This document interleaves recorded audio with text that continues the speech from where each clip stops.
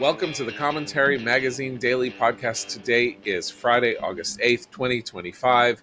And this is kind of an emergency podcast because we recorded a mailbag podcast yesterday after our podcast, which I think we are going to release on Monday now because of the news out of Israel that the government has approved a massive operation, military operation in Gaza that will be the focus of our conversation today. I am John Podhoretz, the editor of Commentary Magazine, and with me, as always, executive editor Abe Greenwald. Hi, Abe.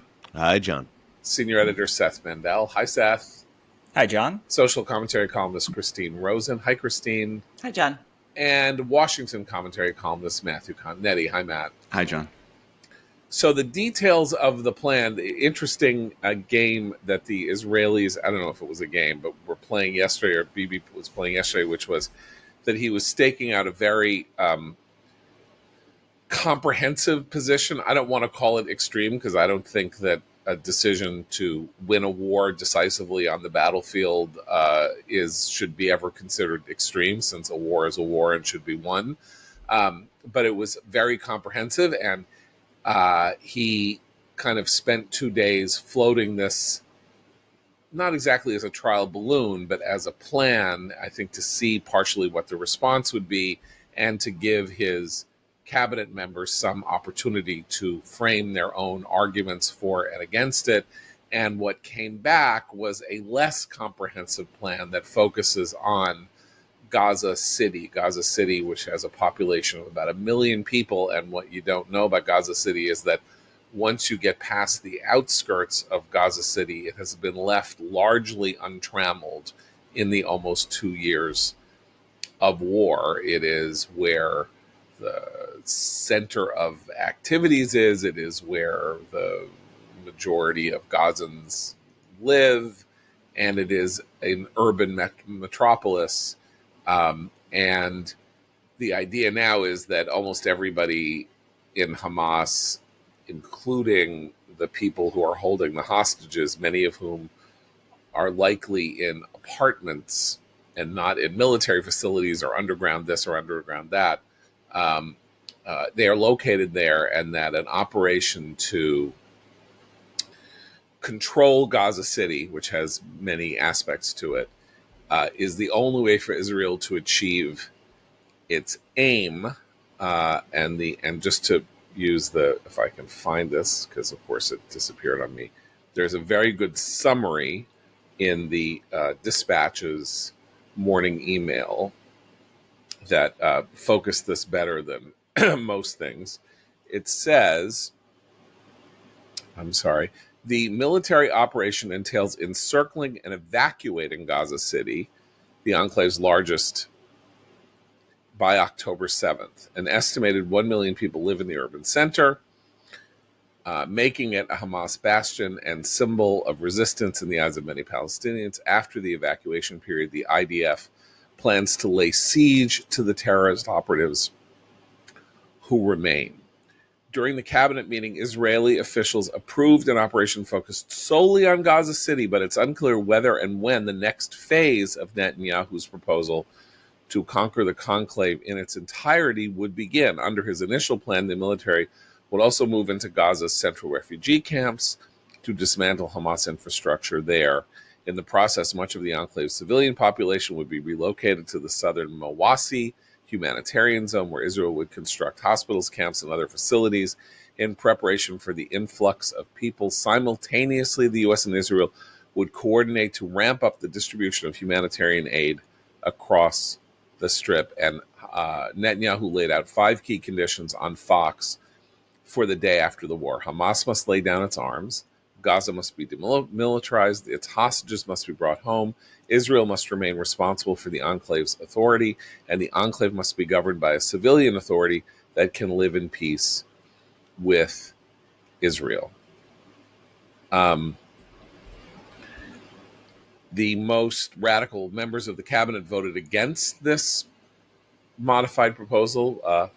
Betzalel, Smotrich, and Ben Gvir voted against it. On the other side, the IDF, the defense minister and representative of the IDF, the IDF's lead officer is opposed to it. We're led to understand, thinking that it's too risky, it risks the hostages, and it's not clear that it will meet with success. So that's my summary of and so none of us, again, as a military person, hasn't served in the military and can't speak to the military operation. I will say one thing about Netanyahu and how he functions. Everybody seems to think that he is a madman. He is the least crazy person on the face of the earth. He is a very cautious, prudent, political, military, geopolitical actor. When he has an almost unlimited prospect of success, he will be incredibly decisive, as in when he decided to activate the Beeper operation, when he had enough intelligence to strike at the Hamas figure in Tehran, when he, hits where he hits, and when Israel and the United States go after Iran, when they have the plan set up. Otherwise, he moves in very cautious ways. And so the idea that he would propose or float out a radical proposal only to pull it back into a more contained proposal is fully within his classic political ambit. And part of what it suggests is that he's got 45% of people on his right who want the full occupation and indeed at least partial, if not total annexation, re-annexation of Gaza. And he's got 45% of people on his left who want any deal possible that ends the war and brings the hostages home, no matter the consequences. And he is standing there with the 10% in the middle, trying to figure out how to move forward. So as you listen to people talk about this over the course of the next 48, 72 hours, know that when people say that this is just a sign that Netanyahu's madness has now overtaken him, that he is trying to find some version of a middle path in an incredibly divided country that is not settled on whether or not the war has to end with Hamas out of power. Right. And in fact, he made an interesting point in his interview with Fox yesterday, where he said that since the beginning of the war, since October 8th, if you will, people have argued, sometimes we've argued, that the two of Israel's three goals in this war, the first, defeating Hamas, and the second, freeing the hostages, are in contradiction.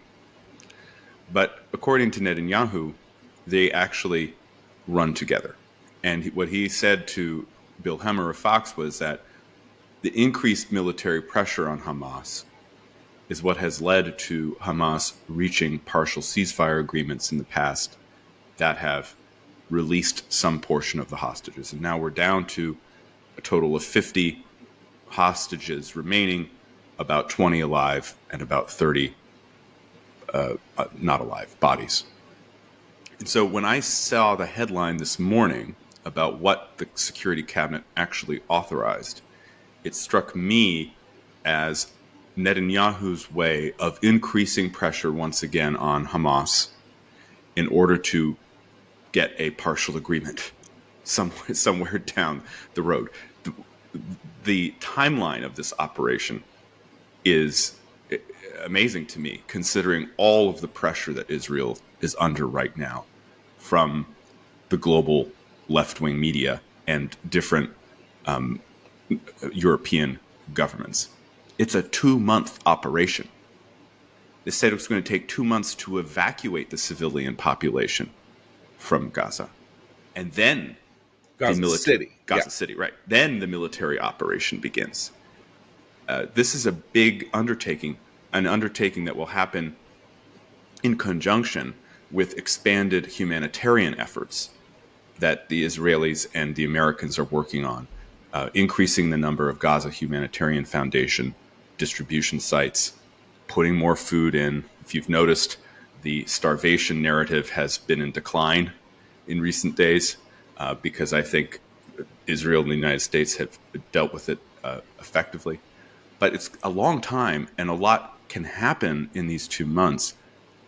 And that's why I think what's going on here is some type of posturing pressure game in order to get Hamas to come back to the negotiating table and say, we'll give you 10 more of the living hostages if you pause for another few weeks.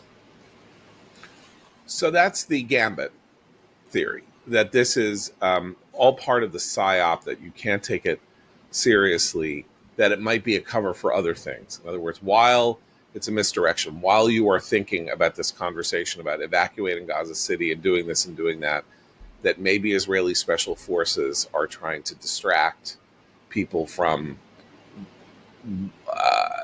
efforts to free the hostages in Entebbe. It can't be like Entebbe because they're too scattered and there's no way, they're not collected in one place and can be removed. There's that argument. There's the argument that what else would you say, that there's nothing that Israel can do that will not receive the opprobrium of most of the world, and so therefore it should just do whatever it thinks is best without reference to it, because if it ends the war, Hamas and its friends will celebrate and say they won. And if it continues, go ahead. I just want to, this is really a plug for Seth's recent brilliant writing on this stuff. I think in a series of posts, most particularly the most recent one about this move, Seth just has made the argument that I find completely convincing, that the world has sort of pushed Israel exactly into this position. The countries that plan on recognizing a Palestinian state. I mean, I don't want to reiterate Seth's argument, but Seth says if they're going to do that, then Bibi's like, well, we better get as much of Hamas out of what they plan on recognizing anytime soon. If they're going to be blamed on the governance of Gaza, then they might as well take over the governance of Gaza and make things most suitable to their interests there, and so on. It's like everything the world has done as a really distorted means of trying to pressure Israel is sort of worked backward to bring it to this point. So Seth, as your name has been invoked, we happen to have Seth Mandel right here. Yeah. But not hostily. So it's not like since you've been invoked, you get a minute. You get a minute to debate, to contradict Abe. But what you didn't know when you wrote your post last night was what the contours of the deal were finally going to be, and that there was going to be this significant shrinking of the scope of Israel's decision to prosecute the war to its conclusion. So what say you about what we heard? I mean, honestly, I think it's not much shrunken. Honestly, I think that that's itself a form of posturing in a way, because I think that you have to just look at this and say, what does it mean? And if Gaza City is the last sort of untouched area in Gaza, and if there's 1 million people, you have to remember, before the war, Gaza City is also their most populous city. So it's not as though they shoveled everybody into Gaza City and now they're going into Gaza City to shovel. Gaza City stands as this sort of monumental city on the map. And so if there's not much besides Gaza City, you could argue that, this is in some ways an end game in, even if not in name. But I will say that I do think that, one of my points has been that everything the actions that the world have taken, especially European countries, against Israel and the threats they have made, have not been contingent on Israeli action. This is like the key, blockheaded diplomatic aspect of what they're doing, is that France says, we're going to recognize a Palestinian state in September. The UK says we're going to recognize the Palestinian state unless there's a really great ceasefire. And by the way, we just chased Hamas away from the table and told them they don't need a ceasefire, right? Hamas wanted food and Israel wanted hostages. Hamas got food, Israel didn't get hostages. So let's just, to be clear, the ceasefire happened for Hamas. There's a ceasefire. There's something of a ceasefire now, and there's lots of food and supplies going into the Strip. Hamas got exactly what it wanted without having to give up the hostages. And the third thing that it got was the world accepting the argument that it didn't get the food. That's right. The capper. The capper is they got the ceasefire. They didn't return the hostages. The Gaza Humanitarian Foundation has distributed 150 million meals, apparently not very competently, and there's a lot of problems with it, and it's not secure, and blah, blah, blah, blah, blah. But food has been pouring in there, and the world thinks that the Gazans are starving.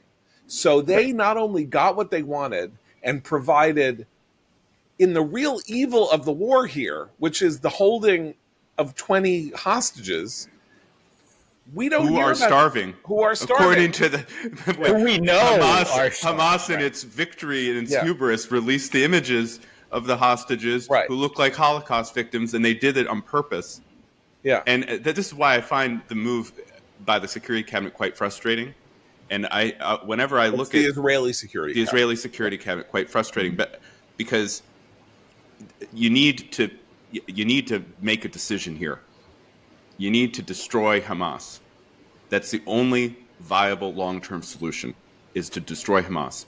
And it was shocking to me when you realize that the major population center where Hamas command and control is has still been untouched almost 2 years into the war.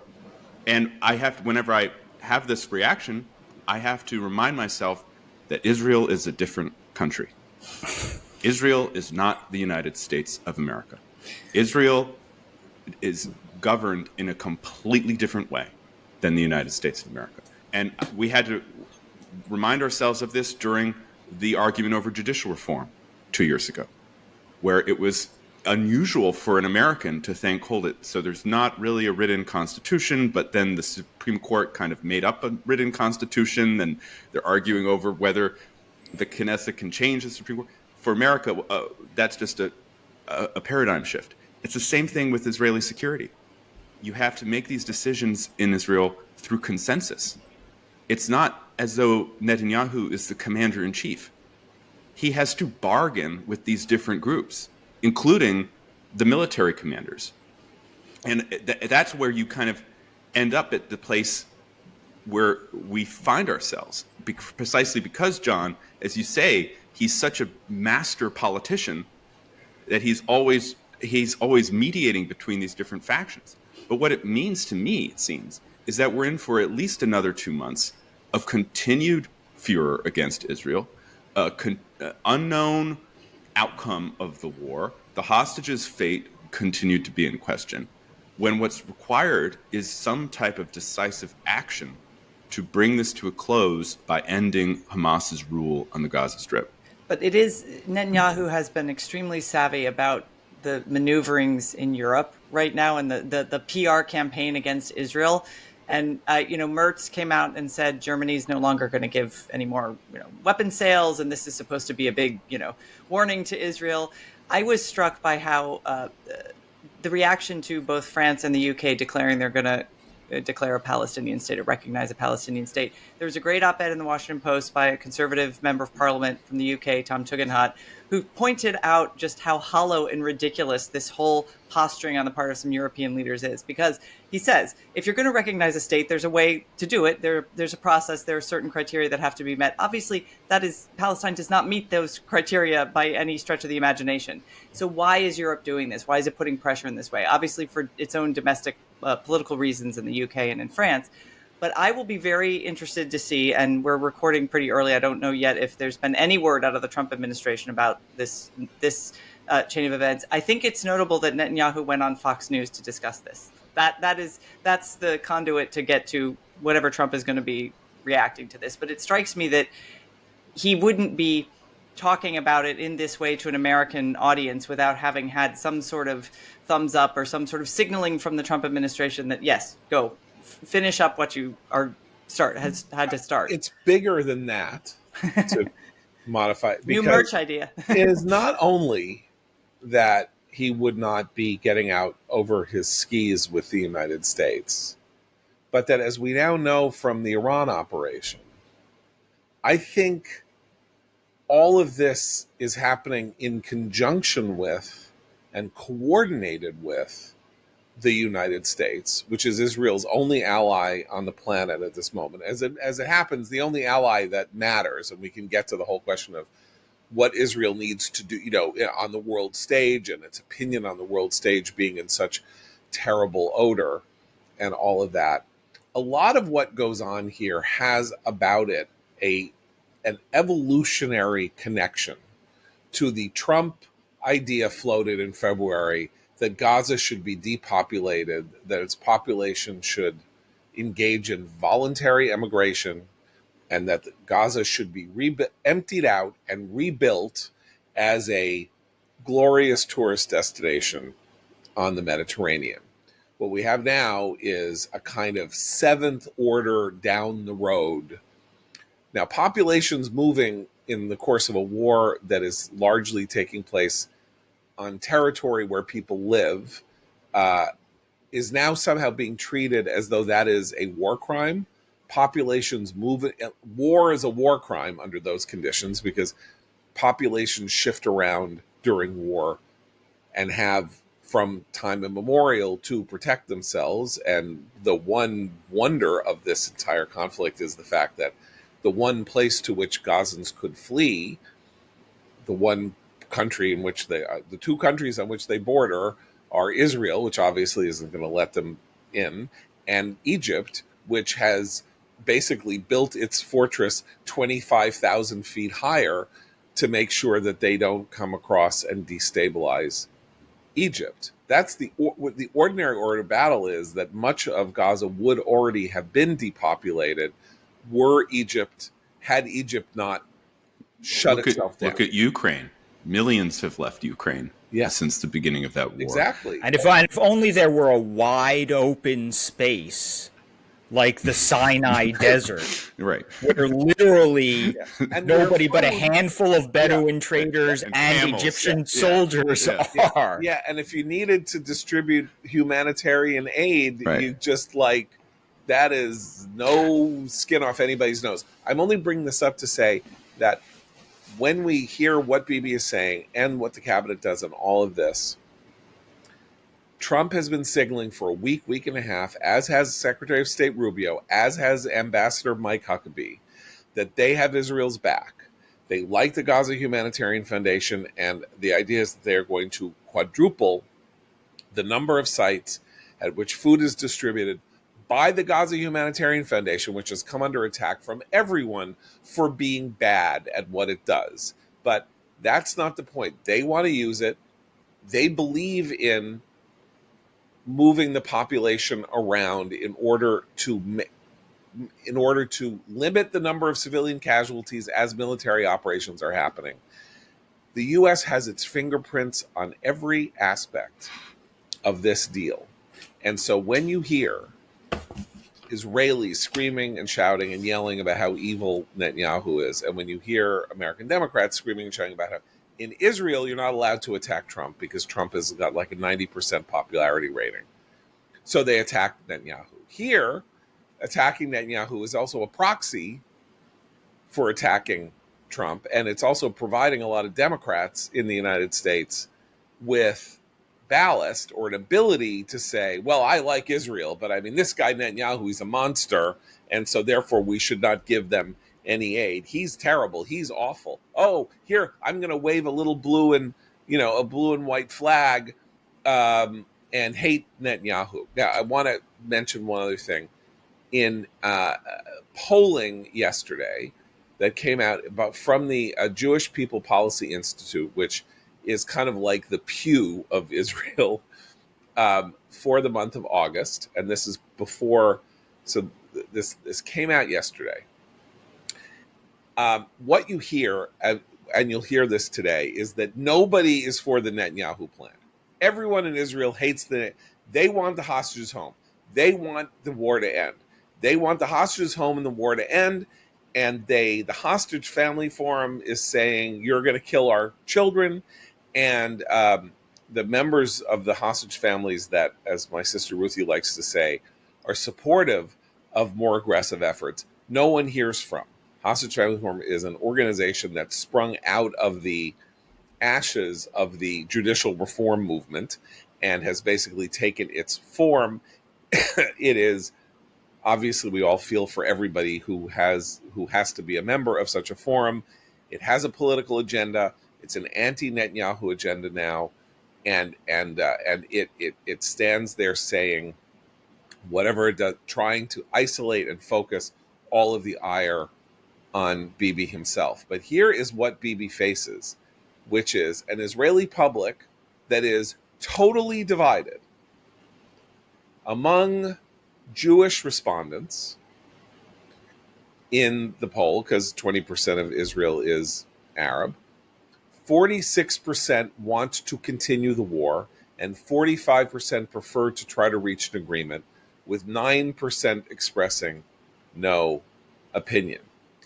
Overall, 54% of the public. Can I just say 9%? I don't believe that 9% of Israelis have no opinion. Right. So 9% support. 9% support the war, but don't want to say so. Right. Is actually, it's like a shy Trump voter. Exactly. Yeah. So it's 55% want to continue the war, and 45% prefer to try to reach an agreement. By the way, 100% of people would want to reach an agreement if the agreement was Hamas leaves and the hostages come home. And we should home. never forget that Hamas is the one that broke the ceasefire proposal. They rejected the ceasefire proposal. That's why we've lived through the just torture of the past 2 weeks of the information war on hunger, the videos of the hostages, and now this grueling debate in Israel over what to do next. Right. Now, just to go on, when asked what is the right thing to do now in the Gaza arena, here was one question that the Israeli public was asked. It is right to try to reach an agreement for the return of the hostages, even if that means the goal of removing Hamas from power is not achieved. 54% of the public answered that in the affirmative. To reach an agreement for the return of the hostages, even if Hamas is not removed from power. 37% answered the war should continue until all the stated goals are achieved. No Hamas rule, all hostages returned. Once again, 9% expressed no opinion. So we can put that again on the tally of the probably for the war should continue. So that's 54% say it is right to try to reach an agreement, even if that means that the goal is not returned. Israel has been doing just that. Israel was doing just that. It was trying to reach an agreement for the return of the hostages, even if that means the goal of removing Hamas from power is not achieved. We don't know what Israel said at the negotiating table.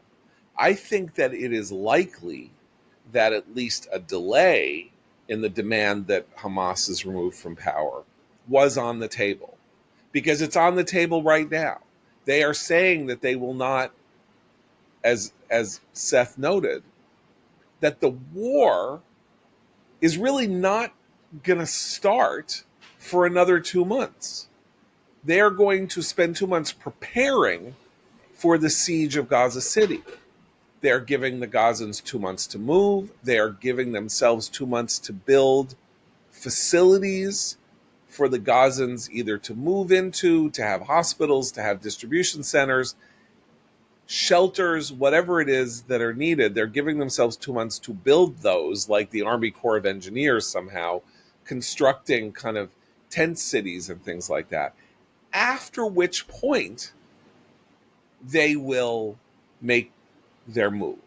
So, in fact... They're also giving that time to move the hostages, by the way, which is the other thing we should know. Right. Now, the question of what about the hostages is there's a pretty strong feeling in the Israeli security establishment, I think, that if you give them the time, just like they did earlier before they went into Al-Shifa hospital early in the war, they had said, we're going to Al Shifa Hospital, and they waited, and they, and eventually they went in. The hostages had been moved out of the hospital. I think that moving the hostages out of the war zone is also part of their expectation. And that's exactly what happened with Rafah.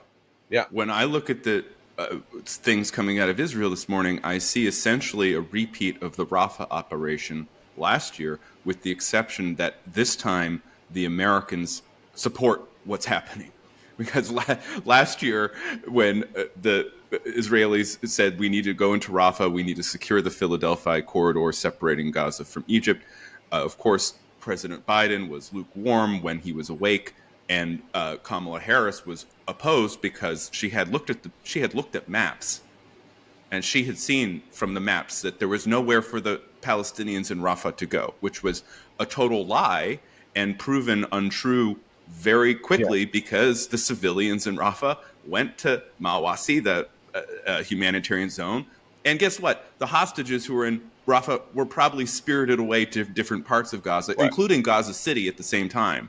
So this is one other way in which, again, I wake up in the morning, I have to say to myself, Israel is not America. America would not conduct a war like this. We really wouldn't. Broadcasting, saying what we're doing. But nobody on earth would, and that gets to the. I've beaten around the bush about this and talked about it more in sorrow than in anger, and all of that. But you want to talk about a country that is functioning the way no other country would or ever has functioned. We are talking. This entire thing is revolving around the lives of 20 people out of 9 million. There are 9 million Israelis. There are 20 hostages. While feeding the Palestinians. Right, yes. But my point is that Israel is united in the idea that it must do everything in its power to bring those hostages home. Okay? Imagine the geopolitical circumstance here, that you have one of what we now know to be one of the world's most powerful countries, given what it has done in the last 2 years, most militarily competent, able to achieve its aims militarily, against a foe that has proven uniquely weak in being able to respond to it militarily, as opposed to with guerrilla tactics or whatever, and unconventional invasions and all of that. And the country is in torment and has activated almost 500,000 people in its population of 9 million have fought in this conflict in one form or another in the last 2 years. The purpose of that fighting, there were 250 hostages. There are now 20. The purpose of that fighting is them. This is now starting to take on a quality of madness. It's like a reverse Masada. Israel is isolating itself on top of a mountain and not doing what it needs to do to finish up what it needs to do for the security of the entire country for 20 admittedly nightmarishly, tragically, horribly mistreated through no fault of their own. The reasons for this are many, and it has to do with Israel being a Jewish state that follows Jewish precepts of morality, one of which is that you ransom your hostages, you ransom your people when they are taken by other tribes, age-old. Which you pointed out on day one. I'm always reminded, you said that on day one, that this was going to be the gut-wrenching thing about the October 8th. And it has been. And if you're going to cite me on day one, I will say that that I was wrong in thinking in my own head that I did not articulate, which was that they were never going to get home. And that's not true. 150 or 107 have in fact made it have been gotten out in the course of the 20 months. So there's a kind of remarkable story here that those of us of little faith that Hamas wouldn't simply brutalize and then kill the hostages at moments to sort of destroy that's not what happened, and that Bibi is right on occasion, and I think he throws this in the faces of Smotrich and Ben Gvir when they have debates behind closed doors, which is, you would have sacrificed the hostages on day one, and I am not ready yet to say that we can't get them all back. And there's also a mass forgetting, right? Because people when Israel announces plans to go into Gaza City or something like it, its critics say this is ridiculous because we all know that 10 times the number of hostages, maybe more, have come home through deals, negotiated deals, than rescue operations. And I want to say to these people, who negotiated the deals? Right. Bibi has been in power the whole time. Hey, what was happening? Yeah, the deals happened because everybody who came home because Bibi gave an order. That includes people who came home from the deal and the rescue ops. He knows that. And he also deserves some credit for, people coming home from the deal. And his point is that he can recognize when there are options available, and that it's not, you can't always just flip a switch and get a deal, which is a key part of the polling, John, that you mentioned earlier, which is like, well, if we can get the hostages home, and if Hamas, we'll tolerate Hamas not being totally defeated if they'll do a deal to give the hostages home. But the weeks and weeks of negotiations for that are an opportunity cost. And then if they walk away from the table, the whole thing is, all these things are much more difficult. But the idea that Bibi's the war guy and someone else is in charge of negotiations is a very silly thing. The other thing I'd say about the hostages is that this is why, not to oversimplify, but this is why the war has to be won. Because Israel lives in a state of, if you take a hostage, if you take an Israeli into Gaza City can go untouched for nearly 2 years. It will be 2 years by the time they go in, if they go in. For 2 years. In a war that everywhere else Israel has gone, you can see that Israel went in, right? We see all the flyover pictures, the satellite imaging of the rubble and things like that. And the reason that some places are standing as if untouched is because they have hostages there. I don't know how in the future, because the hostages, the way that Israel deals with hostages has eventually, I don't want to blame it, but it become October 7th, because October 7th is now the standard example of being held hostage through the taking of hostages. That I don't know that you can go back to a situation where you let anybody who might even be thinking of taking a hostage sit there at all. I think prevention is, because for most countries, the countries that are telling Israel, look, Hamas is not, it's not an existential threat to you, right? The guys that are there, you can go in. We've seen some of our friends, in the New York Times and elsewhere, who've gotten tired of defending the war, say, just, sort of sit back, take a chunk of land on the border, a zone, and then go in and target terrorists when you need to. And the point is that other countries, when other countries eventually feel forced to go to war over a similar type situation, it's all out war. And then the war is over.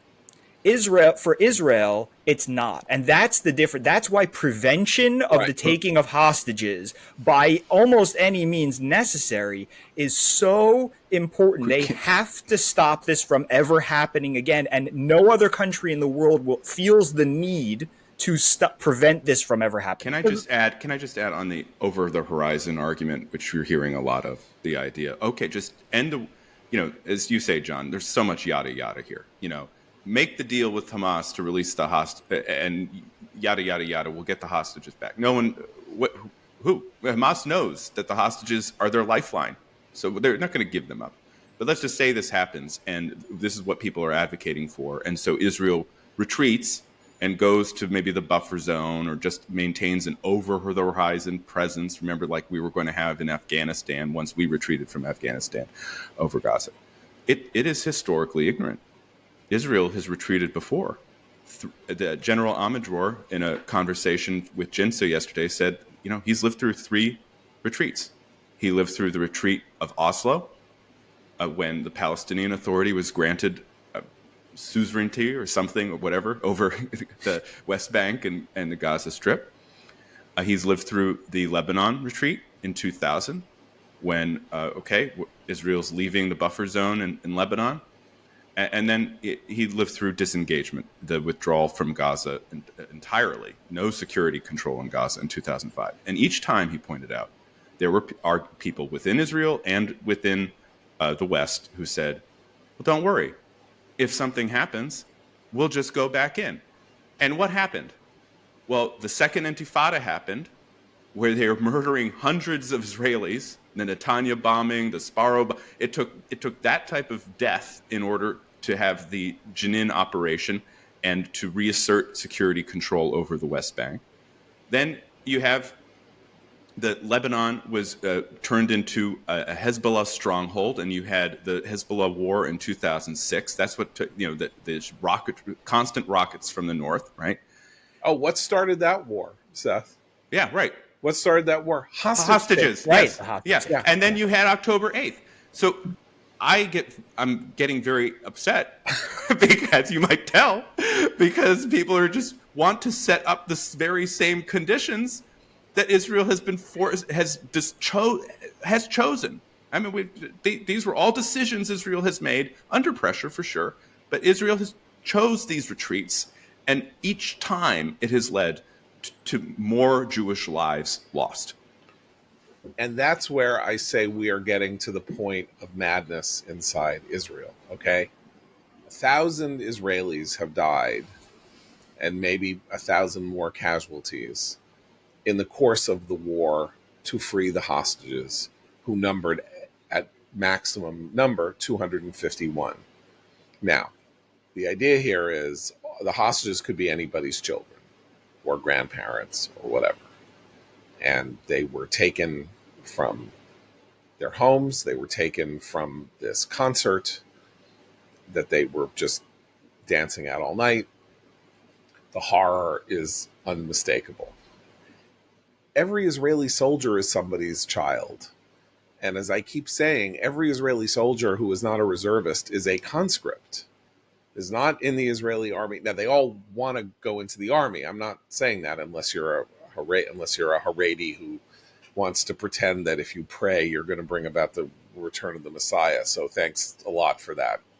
Great work there on your prayers.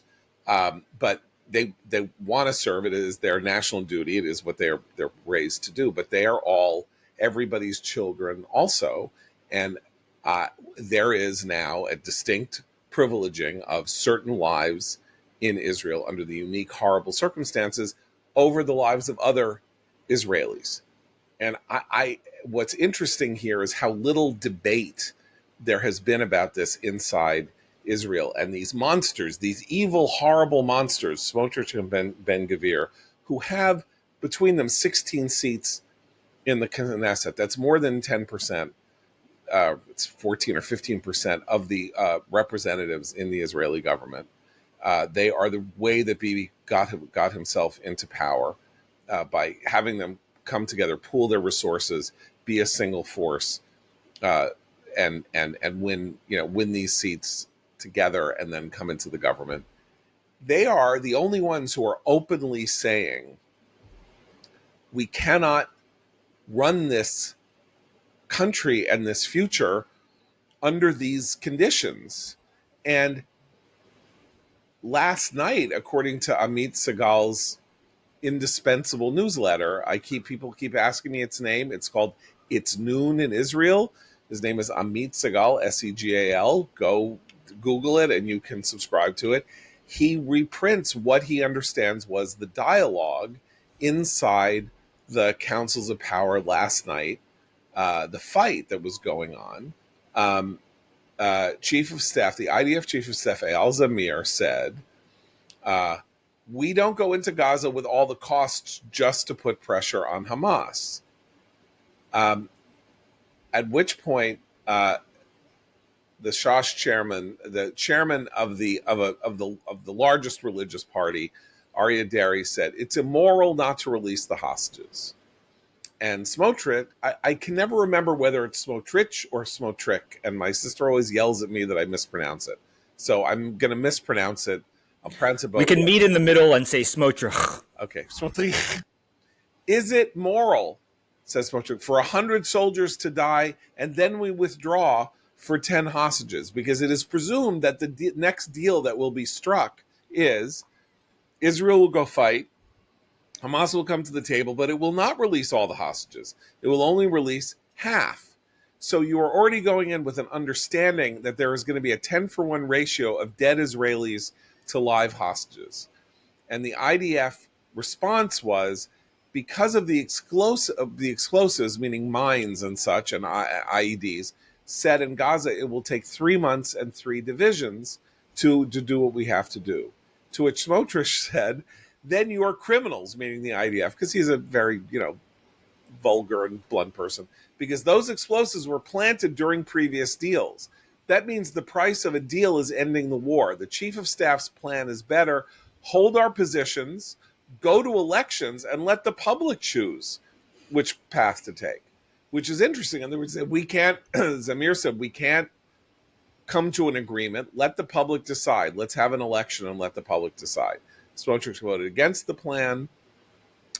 Netanyahu promised him that Hamas would be defeated in Gaza and leaned on the argument by Minister Avi Dichter, a former Shin Bet chief, that Gaza City's collapse would help bring down Hamas. Okay, so I'm laying this out to say that Israel is putting itself in a morally impossible position, because neither of these views is right. In other words, like saying, forget the hostages is not right according to Jewish tradition. But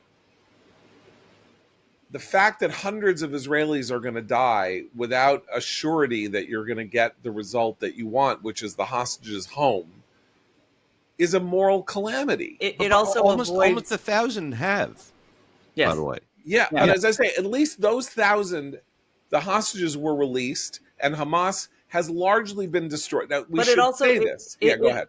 But Amit also makes another point about what he, in his reporting, I think it speaks to what we've been discussing about the next stage. He says the word occupy didn't come up again. So what happens even if you get a partial deal that satisfies the particular moment, and that even if you get all the hostages back, who governs that area? Okay, so this is the most interesting aspect of this, because they're not going to use the word occupy. Because, by the way, occupation is, by definition, in terms of the art of war, the use of the word, temporary. So this is the ultimate Yaakov Amidror, whom Matt talked about listening to at Jinsa yesterday. Yaakov Amidror, the former IDF chief. I believe he was chief of staff. I can't remember. He was national security advisor. National security advisor, pretty remarkable guy. Israel is going to re-annex parts of Gaza. When this is over, parts of Gaza will be annexed. It's not that they will be annexed by Israel forever. That is, I'm telling you this right now, on August 8th, there will be a 2-mile buffer zone from the Israeli border into Gaza. There will be a zone along the Philadelphia corridor with Egypt, and there will be some other stuff. Israel, in Seth's terms, it's not only that you have to win this war to make it clear that the taking of an Israeli hostage will mean your utter and total destruction, no matter how long it takes. But they have to do this to make sure that the operation that happened here can't be repeated 20 years from now. And how will they do that? They will annex parts of Gaza, and they will that will be that will be a 30-mile military base in perpetuity. And so the final blow to the Sharon Ehud Olmert plan to say, fine, we're done. We're not going to have 25,000 Israeli soldiers protecting 8,000 Israeli settlers in Gaza. We have no real historical connection to Gaza. It's not, we don't look at Gaza as part of the, Holy Land per se, and the hell with it, and let's see what they can do with it. Well, the problem is that what they did with it was launch 5 wars against Israel, and in the 5th war, they killed and injured 5,000 Israelis. So it was a world historical disaster of an event. And as you say, Matt, we'll just go back in. Well, look what's happened when you have to just go back in. They're ready for you. In some sense, they're all this dead. This is my point. I would also doing a lot of listening, which is unusual for me. But among the things I've listened to was a recent interview that Daniel Gordis did with Mika Goodman, and Mika Goodman gave his four reasons why he opposes whatever Netanyahu does. His first and top reason, which we've been discussing, is that the hostages will be put at risk with this operation. The second is that it goes against, as he put it, the will of the world, global public opinion. The third is, he said, it goes against Israeli public opinion, which, as we have noted, is not actually true. He was basing it off of these other polls, which were incorrectly phrased, but nonetheless, that's his third condition. And the fourth is that the continued operations in the Gaza Strip threaten the future of the army, of the IDF, because, as we've been talking about, the IDF has been going through all these rotations, and it's heavily dependent on reservists, and the reservists, of course, have lives, whether they're students, whether they're businessmen, or whether they're their fathers. But my point is this. Will any of those things change if Hamas is left in power? If Hamas is left in power, your brothers' lives will still be at risk because Hamas will just take on more hostages. And by the way, Hamas I don't think is ever going to give up all of the hostages because they know that that's the only card they have to play. Number two, will the will of the world change if you retreat? Doesn't seem like it. And by the way, the most important global opinion is Donald Trump's, and he's with you. 3, Israeli public opinion. Well, as Seth alluded to earlier in the program, Israeli public opinion is very volatile. It's very polarized. That's not going to change either. I mean, it's going to reflex. Maybe then you'll have people angry at Netanyahu for ending the war. And then the future of the army. Well, the future, I understand, and we dealt with this in Iraq as well, where that's a professional army, but even there we relied a lot on National Guard units, and there was a lot of exhaustion, and no one wants to have these wars last long. But there will always be another war if Hamas is left in power, because Hamas will simply rearm, and then it will start shooting the rockets again, and so you're going to mow the lawn again? How did that work out? So I don't find these arguments persuasive because they won't change if Israel simply retreats. I have one riposte to that. Not that I just don't disagree with a single thing you said. So I have one riposte to that, but it goes to the problem of the way the Israeli political system is framing this that we alluded to at the beginning. So Hamas was an Iranian proxy. Hezbollah is an Iranian proxy. Iran is mortally wounded. The nuclear program was taken out. Other stuff is bad. They're in trouble. They're dealing with internal dissent. There seems to be the idea being expressed that they are having to basically go and kill thousands of people to prevent uprisings and their search for the Israeli moles and whatever. And so there may be a supply problem, a supply chain problem for Hamas or whatever would. Now, here's the other thing, which is you can say Hamas is destroyed, and then there will rise up in an independent Gaza Strip a group called Shamas or Blamas or Chamas, or the Palestinian Authority will have Palestinian Authority Junior, and then there will be a Palestinian Authority that is much more radicalized inside Hamas to take up arms or to do something like that. It may take 10 years, it may take 15 years. That's why I'm saying that ultimately there will be this re-annexation. I understand. Yeah, and I think that's true. And look, when I say destroy Hamas, what I mean, the 25% of Hamas's military structure that remains and that is in Gaza City. Yeah. And in my view, you dismantle that as you've dismantled the other 75%. You do dismantle the tunnel networks. Yeah. And then you maintain security oversight as Israel has done in the West Bank since the Second Intifada. So something like that.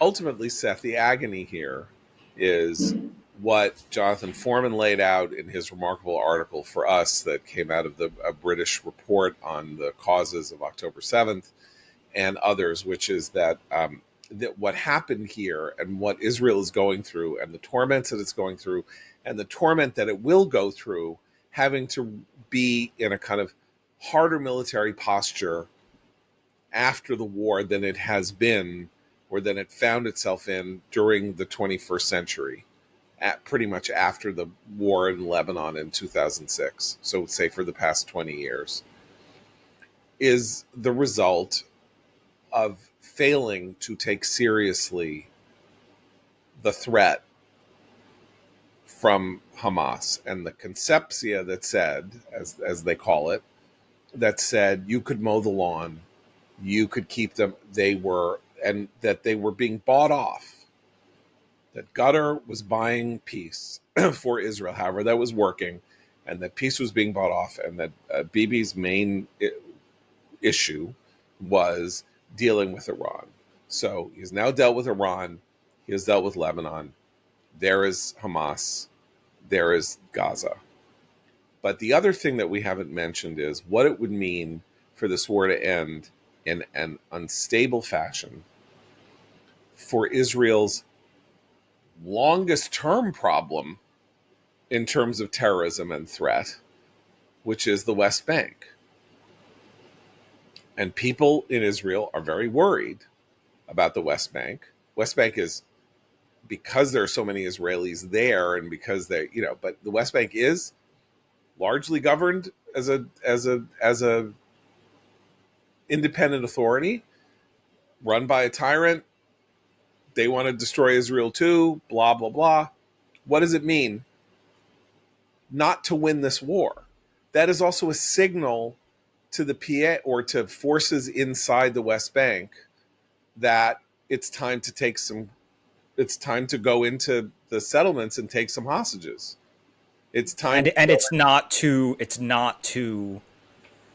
catastrophizing to say that if Hamas is left in power, they're going to make a move for the West Bank, and the Palestinian Authority is incapable of stopping them. Now, maybe not right now. Okay, maybe tomorrow, if Hamas went for the West Bank, they could not displace the Palestinian Authority and the Palestinian security forces. But everybody knows, right? The big secret is that Abbas is alive because of Israel.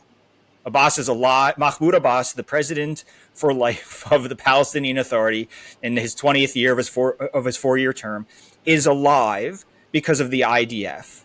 And what Israelis see is that the Palestinian Authority is preferable to Hamas, and they're there because Israel didn't do in the West Bank what it did in Gaza, which is just move everybody out and say, good luck, right? All these arguments sort of work against the concessions that were taken for granted in the Israeli public discussion for a long time. The idea now is you look at the West Bank and you think, well, first of all, you can't pack up and leave the West Bank because Hamas will fill the vacuum because Abbas can't fight him off. But that's the other thing, is that you will create the West Bank becomes the sort of the last holy grail, the last prize for the forces that are looking to destroy Israel. Can I point out also, and that maybe we can end here, Matt wants to do a little rant, but the terms of this have shifted so much that victory for Hamas has shrunk to something very small, which is that it survives. It can be a remnant. It can be nothing. It can be 11 people. That's always a victory for a terrorist organization. But that's exactly my point here, which is that, is it unbelievably hard to extirpate Hamas and to completely destroy it? Yeah, it's like cancer. Like one cancer cell left after chemo and radiation and whatever can still kill you. Because it can A, metastasize, and B, it can rot into your whatever. Like, it is a very difficult challenge that Israel placed for itself. But the successive governments or whatever in Israel are responsible for the fact that this cancer was allowed to grow, and that they've had to spend 2 years in this incredibly painful effort to eliminate this cancer, which obviously, as we know, cancer is never really fully eliminated ever. You just say that you're in remission or something like that. But it is the cost of the last 20 years of Israeli policy over which Bibi, and this is where historically Bibi, though I'm speaking very admiringly of him, we don't know how history is going to record what this premiership has been like and how the positive things about it will stack up against the negatives. But what the Israeli debate has done is make it very easy for Hamas not only to declare victory in its astounding defeat, but to reconstitute itself in the bizarre nightmare world of Palestinian public opinion as the heroic savior force that stood up to the evil Zionist entity. And having seen itself and its symbolism and its behavior normalized in the West in a way that hasn't happened before. Yes, and that of course is our longest, and I would encourage everyone who has not done so before Matt gets to his rant, go to our webpage, go to where it says newsletter at the top of the webpage, subscribe to Abe Greenwald's daily newsletter. He wrote a newsletter yesterday, your most powerful, you've written, 100 of them so far, something like that, which is about the terrible choice that is facing American Jews and whether or not we are now looking at a world in which Jews, as the Jews in Europe seem to have no future, are we at the beginning of an American experience that says that we are going to have to flee? There was this car bombing, this car bombing in St. Louis, 3 cars set on fire. A synagogue in East Rutherford, New Jersey, burned to the ground last night. Nobody knows why. It could have been it's old. It could have been a wiring fire. It could maybe not have been an attack, a firebombing attack. But the shul was firebombed in 2012, so it's not beyond the bounds of probability. We see this, happening. Killings outside the event in Washington, all of that. These are now happening twice a month. In conjunction with very ugly things happening certainly in the Democratic Party and in the populist right as well. Exactly. Matt, can you do your rant? I am. I mean, this rant is distinguished from the rants I've been going on throughout the past hour, simply because it's on a cultural topic, and I will make it brief. I've spent the past 2 evenings catching up with my esteemed colleagues here by watching And So It Goes, the HBO documentary on the life and work of Billy Joel. I have loved it. I think it's one of the best documentaries actually I've ever seen. I recommend it to everybody, and it's already been recommended. But I do have one pet peeve, and that is the documentary gives far too much attention to what I believe to be the most irrelevant profession in the United States, and that is the profession of pop music critic. I like criticism. I love literary criticism, literary essays. I love film criticism. I even like classical music criticism. Pop music criticism. What are you doing with your life? And it comes. Not only are these rock critics quoted throughout the show, throughout the documentary, but at one point they talk about the reception to the Innocent Man album in 1983 and how the pop music critics, they heard this album that Billy Joel put out, and they don't like the album. You know, this album, it contains these songs like An Innocent Man, or The Longest Time, or Tell Her About It, or Uptown Girl. You know, these are very, they're just rehashes of earlier pop. You know, there's nothing original. This Billy Joel, he's in such a creative rut. All he does is write these gems that live on a half century after they're produced. And I have to listen to these rock critics say these things, and I felt like, you know, reaching into the television, giving them a good shake. So today's cultural rant is simply on rock critic. If you're thinking of going down that path, take a deep breath and, you know, think about it. Also, by the way, go into classical music criticism, because one of many things that stand out from this great film is just how steeped Billy Joel is in the tradition, in the classical Western tradition, to the point where, as John, you were saying, he, as a boy, he would be imitating Mozart or Bach or Beethoven at the piano to have fun with his mom. And of course, one reason I suspect that his songs are so long-lived and will continue to live is that they come from this deep well of classical Western music. So maybe study that instead of holding your nose at actual popular artists. Thank you very much. I'm Learn to code. Learn to code. I am so thrilled that you said this. For, you know, I've been a pop culture critic. Yeah, you write about for like pop 45 culture, years. So I write about television. I write about movies. That's what I've written about mostly, and literature, which I don't think is pop music, is pop. But from the time that I started reading criticism in the 1970s, which was the height of the music of the American music critical scene, with the success of Rolling Stone and Village Voice and others. When you would go to Rolling Stone and you would read the 4-star review, and then you would buy the album that got the 4-star review, and particularly after the introduction of punk and new wave and some other things, you would often get an album, you would put it on your turntable, and it would sound like the shifting of gears on a 25-year-old truck. And the idea was, this was raw, this was real, this was authentic. This was...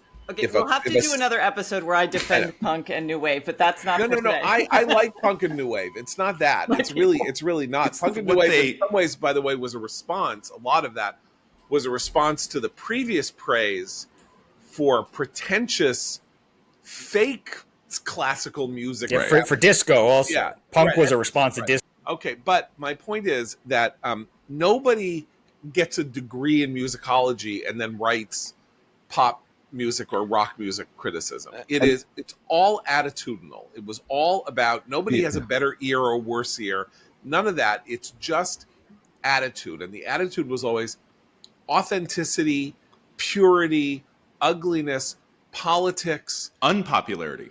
Right. Okay. And I just thought the striking thing to me about that documentary was this moment when Bruce Springsteen, the single most praised American singer-songwriter of that era, beginning in like 1973 onto when he became a gigantic AM radio hit person with the Born in the USA album, but recorded 3 albums before that were, that he was on the cover of Time and Newsweek simultaneously in 1975 or something like that. And Springsteen says flatly, Billy Joel writes better songs than I do. Melodies.